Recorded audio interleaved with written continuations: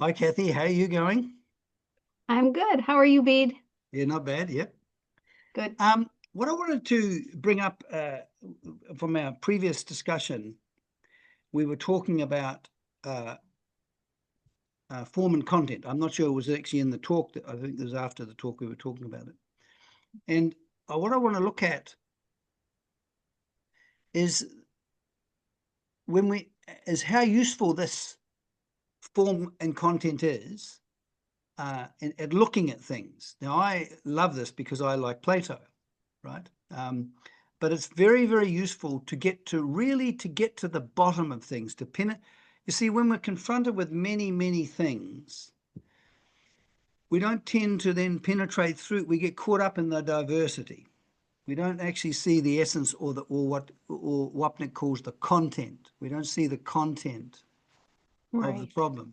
And so, well, what I was thinking of doing, so which is a topical thing, is look at the problem of violence or hatred or conflict or fighting, which is so characteristic of human life.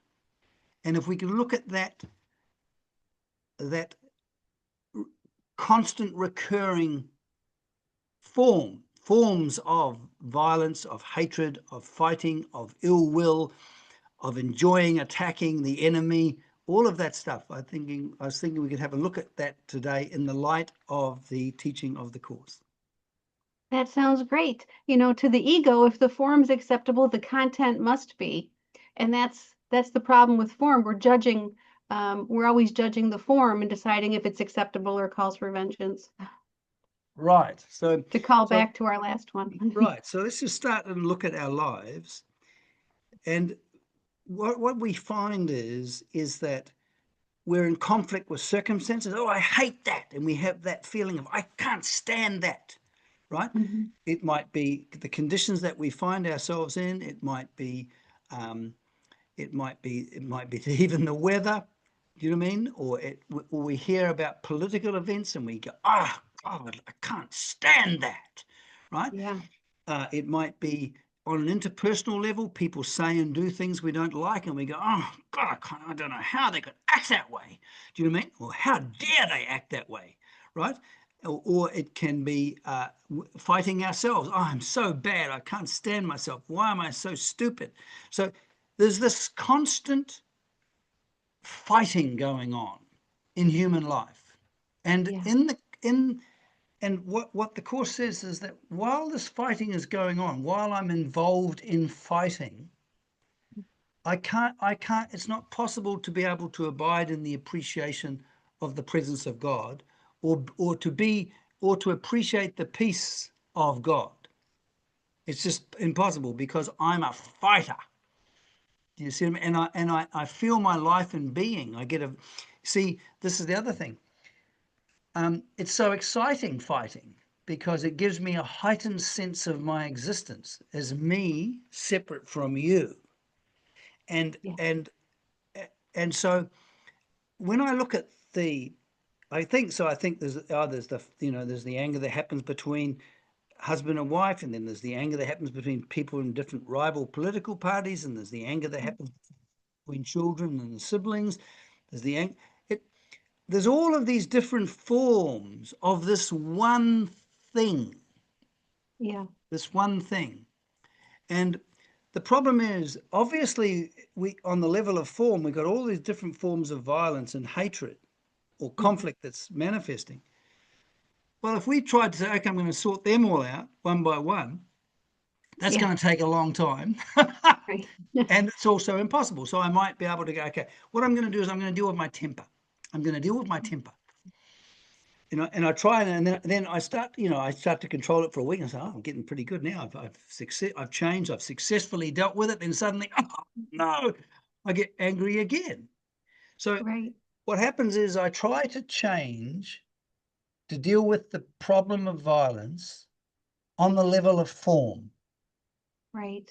But the problem is there is no solution at the level of form because everything I'm looking at is an outward picture of an inward condition, right? Yes. The inward condition is the content, the outward form. So we have one content. We have this violence, this hatred, this whatever.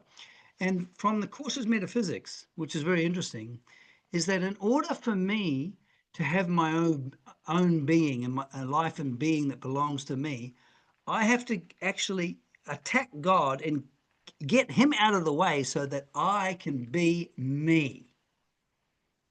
Right.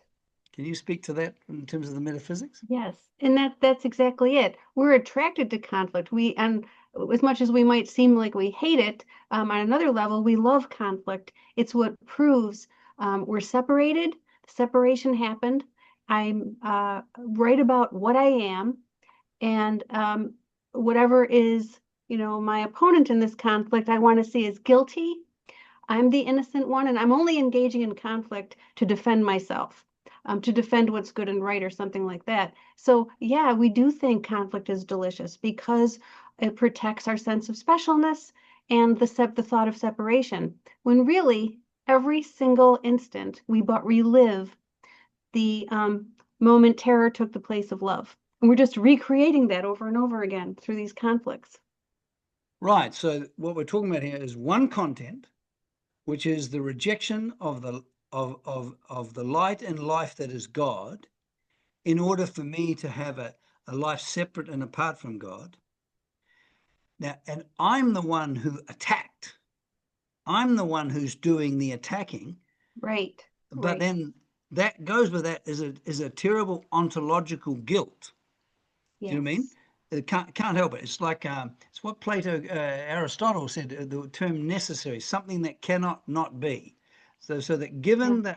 given that I reject light and life, that is God, in order Mhm. to have my own be, there's a tremendous feeling of self-hatred that I find unbearable. I am not only have I done an evil thing, I am an evil thing. Now I've got to try and get rid of that evilness. So I look outside and I go, oh, look at that. Look at all of those people. Look, how dare they do that? So I'm pointing outwards because then I project, because of the psychodynamic principle that what I deny, when I press it down, I also project. And I think that I've got away from my self hatred. And it feels, that's why, I notice that when in political discussions, I can feel so righteous. It's just this, I get this delicious feeling of my own righteousness when I'm criticizing certain political figures, which Yeah. won't go into names because then, but I think we probably don't have to. But the fact of the matter is that when we are projecting what we think that our righteous and hatred and our indignation is because of how that political figure is acting. We Mhm. believe that that's the meaning of our experience. The reason I'm so angry and righteous is because of that. But what you're saying and what the Course is saying is that what I'm doing is I'm dramatizing that moment of where I reject and attack the goodness that is God in order to have my own be. I hate being, and then the problem is when I'm cut off from the light and life that is God, I can't help but feel self hatred.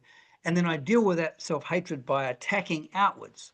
So that Yes. when we look at social life, for example, we see that all of the time. That we see the desire to find criticism, criticize, and condemn other people harshly, and we enjoy it. We enjoy it. We wouldn't do it otherwise. When we in Australia, we have what we call bitch sessions, right? It's called a bitch session, where we go on about a group of people about this, and we just have this incredible criticism condemning feast.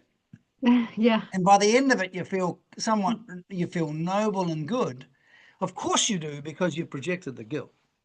But you Yes. but Yeah. And I was just going to say, it can't be any other way here. The world of form cannot be different. It can't depict anything other than the thought it came from.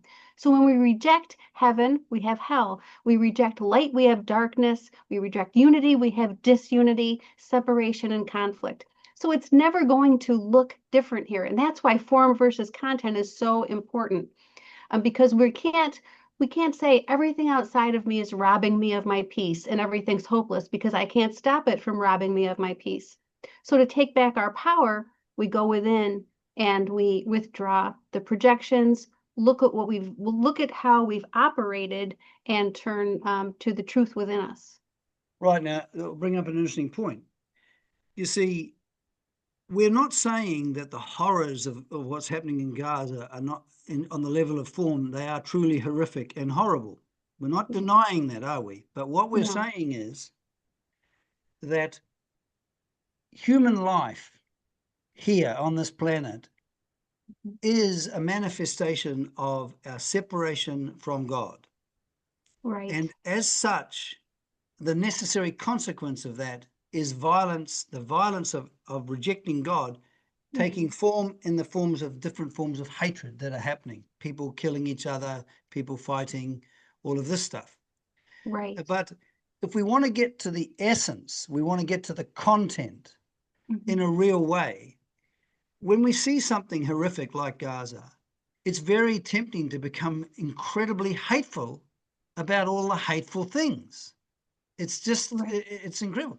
And because we have this desire, but what we don't see is that if we are to be truly responsible, if we were truly to be responsible for what's happening in Gaza, if we understand that the essence, the content of Gaza is the very hatred that exists in me. So I'm not causing Gaza on the level of form. We're not saying that. That would be mad. But what we are saying is that the universal problem of human beings is being manifest in Gaza, and that if I am to be able to have a right relationship to the horror, that right relationship is destroyed if I too become fighting and hateful about it, because then I am right now, by being hateful, I'm keeping love away. And because unconsciously, according to the Course, I fear love. I fear love. So I'm keeping it away, and I'm fighting. I'm fighting. I've joined the fight, if you like. Now, that's not a solution. But the solution is that if I can look at Gaza in the right light, then I won't become unloving. I won't adopt an unloving mode of being in the world, will I?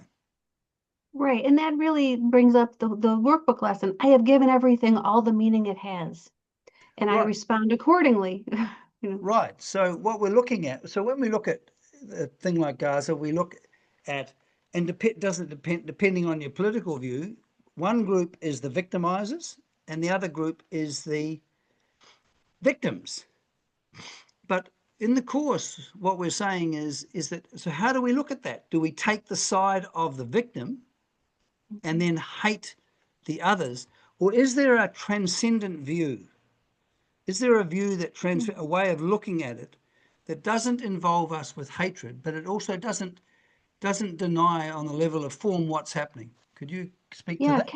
Ken used to say when we talk about rape and murder and violent crimes people commit, he'd say, feel there, setting aside the victim and victimizer, look at everyone involved, and you can have some, this is at the level of the world, obviously. He would say, have some compassion for everyone involved because everyone's doing what they believe will bring themselves salvation, and they're wrong.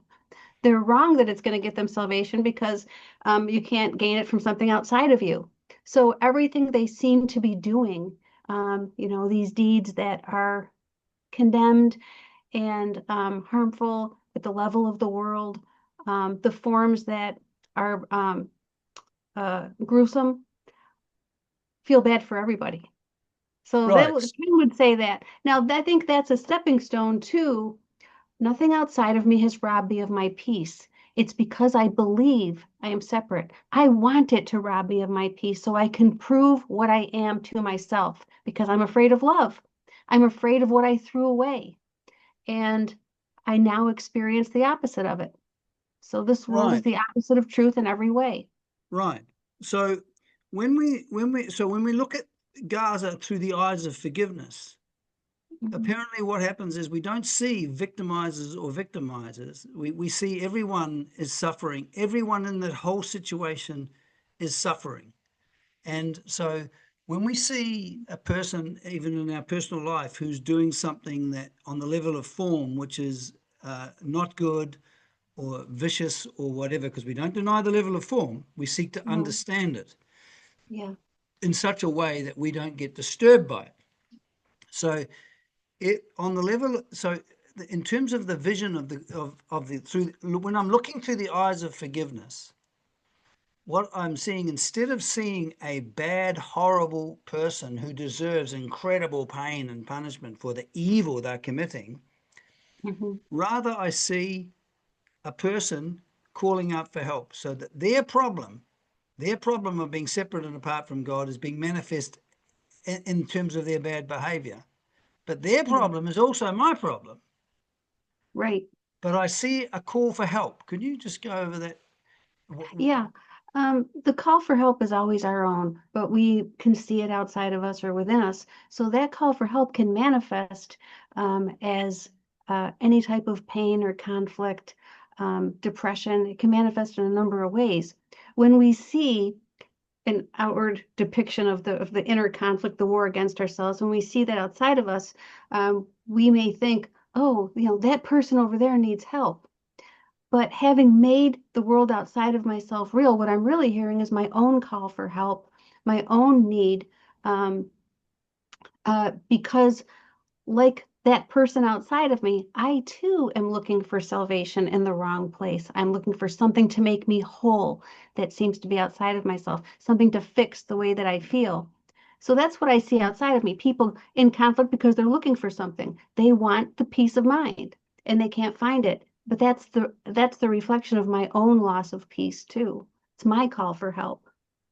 Right. So, first of all, when we're looking at a person as a victimizer, when we actually look through the eyes of forgiveness, which is the first step, instead of seeing somebody as and judging it as someone who deserves the punishment and a cruel uh, uh, and horrible punishment that they are deserving, rather we see first of all a person who has the same problem as us. So we don't get that feeling. So when we're looking at a person, a victimizer, the same as us, instead of feeling righteous and good, right?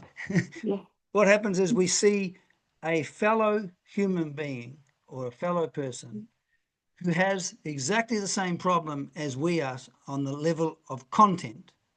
Yes. And that the reason that I'm upset with them having that content is because that content is also mine. And Hmm. then that enables me to resolve the problem of Gaza on the level of content, in the sense that the hatred that exists in me, which is my active rejecting of God, then that becomes the issue. That becomes the responsible issue, because then I don't get caught up in the fighting. I don't become hateful. So to be able to see the victimizers and the victims as the same enables me to be able to frees me from my egoic reactions about Gaza. So instead, Right. because without that, I just become part of the nightmare, and Yes. and I Yeah. contribute to that nightmare by my own violence. Right. And we use that conflict to perpetuate our own, uh, you know, um, willingness to be separate. But you know, when we hear the call for help outside of us, the Course teaches, don't respond, turn within and ask for help. And then whatever comes. It's like letting the form recede into the background in favor of the content, and letting the Holy Spirit decide for you, the truth in you decide for you what everything means. It can mean everything or nothing, and how to respond to it. Because I think so many times we think we know what the right response is. That's, Yeah, I well, know how to and fix this. yeah, and also it's really strange how we go into a very unkind state of being. And I know when I shift into an unkind state of being, I become harsh, I become righteous, but in order for me to see the meaning of my experience of that, if I don't see through the eyes of the Course, and if I don't see that I'm being unkind now, that I am being the very problem that I'm pointing at. Yeah, If I yes, don't see that, yeah. then what happens is I won't turn within, and I won't Mhm. resolve the problem of the world, in inverted commas, where it exists, which it exists with me. Yeah. But the And problem is, if I do that, that delicious feeling of self-righteousness and hatred and um, the justifications for it go down the toilet. yeah, we like to roll around in the muck with our ego. But I want to get back to that issue that if I choose to do that and I'm using that thing outside of me to say I'm not at peace because of that them over there, that's a very hateful thing to do to people. It's denying they have any power to choose again, denying that I have power to choose again, that there's any alternative but the pathways of the world. And I'm rendering all of us these weak, defenseless things if I choose not to hear my own call for help in theirs. Right. So if I lose the eyes of forgiveness, in other words, if I am hating or attacking or I'm feeling victimized by anything external, Yeah. that is a wake-up call in the sense of to turn and listen to a different teacher. Because if I listen to the ego, myself as ego, I'll continue me in the Yeah. process of activity of me. And in my own eyes, of course, I will adorn me with a sense of innocence that I'm actually, the reason I'm actually hating what's happening in Gaza is because I am so virtuous and so wonderful. And those other people who are doing all that harm, they are so bad. And so that's a wonderful way to block off my feelings of guilt. And Yes. and but the thing is, I'm not I'm not seeing it through a spiritual vision. I'm seeing it from the level of form. Mhm. At the level, and if I get lost in the level of form, I lose the eyes of forgiveness. No one's going to disagree with me. Do you know what I mean? When I say that's horrible, and we're not saying that on the level of form, it is horrible, but we seek to arrive at the right meaning of it, and not to use external events to enhance me, to enhance my position as separate and apart from God, which is my craving, because I'm so afraid of love, according to the Course psychology, that Mhm. when I'm hating like this, I'm keeping that love even further away. So I'm getting a double whammy. Thanks to Gaza, Yeah. I can feel justified in being separate and apart from God. Right. And so we may preserve our ego and get our allies, but we still find ourselves not at peace, not happy. And so we haven't really gained anything. We've basically accepted the lies of the ego to believe we gained when, like I said, we're not happy or at peace still, and we see ourselves as victims of the world. So I think that's an impetus to choose again, even within that moment where we think, oh, that relief of getting rid of the guilt, the joy in seeing it outside of us and condemning something over there and showing God, don't come after me. Look at that guy. Yeah, yeah, yeah. Compared to those guys, I'm virtually a saint. so, Yeah, so, yeah. so we get back to the thing that this fundamental thing that we've been talking about is that it's so usual for human beings to feel that external events are causing us to be the way that we are, that they cause us to lose the peace of God, and they cause us to uh, become unkind or whatever. But in actual fact, if we are being anything other than being kind, which doesn't mean we justify or think nothing's happening, it's just that if we cease to be kind, we can know where we've taken the wrong road. Because in terms of what our real nature is as Christ, we are part of God. And so the very life and light that is God is the very life and light that we are. And when we have a way of living in the world, which in the Course calls a way of living called forgiveness, when we are being forgiving, we are free from all of that hatred and conflict because we're no longer getting rid of the burden of guilt. We're resting in our real nature in reflected form, and we find our rest in being at home. We still see the horror, but the seeing of the horror does not take us away or make us fall away from this fundamental fact of being a holy offspring of God when we are being forgiving. Is that right? Yes, and the goal of that, the goal of the forgiveness, is to step back and let Him lead the way, let the truth in us lead the way. So when we can see the hopeless nature of a world of conflict, we can lose our investment in the outcome because, yes, we note the form, we see what's happening, we don't deny it, we don't deny how painful it is, but we respond with forgiveness and we respond with asking for help, stepping back and letting Him lead the way. And from then on, the outcome is what it is. It's not being so invested. Everything has to look this way or I'm not going to be at peace. When we turn within, that's where the peace is, the calm center with the truth that walks with us. So that would be the goal. Because he also says at one point, if you understood the world was an hallucination, let them be as hateful as they want. It wouldn't disrupt your peace.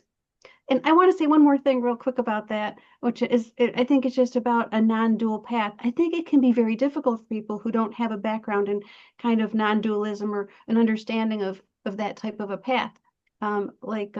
You certainly have had that full background. When I came to the course, I didn't. So I think the whole thought reversal can be very challenging for people, not to hold one value of the world, or it will arrest your progress.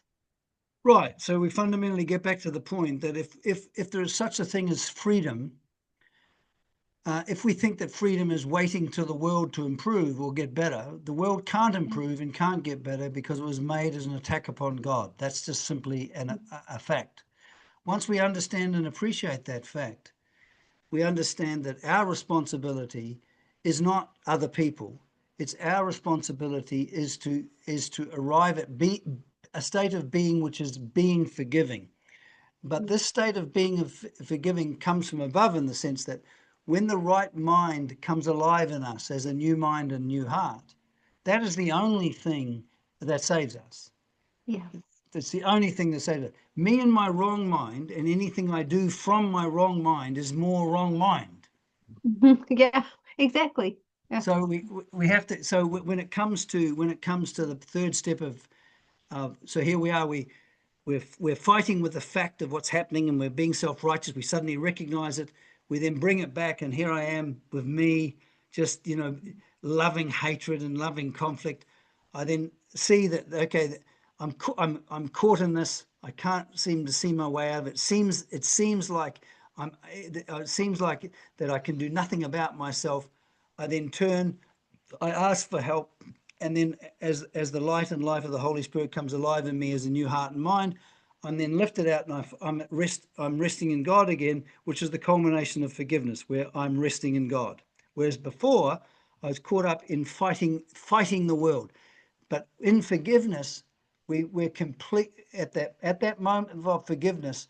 We're completely free of violence. We're no longer hating or in conflict. So therefore, we're at peace. Because we're at peace, we can appreciate the presence and love of God. And because we can appreciate the presence and love of God, we can then rest in the presence and love of God. Beautiful. Okay, it sounds pretty good, Cathy. Yes. Okay. Thank you. Okay, thank Thanks you. a lot. Bye-bye. Bye-bye.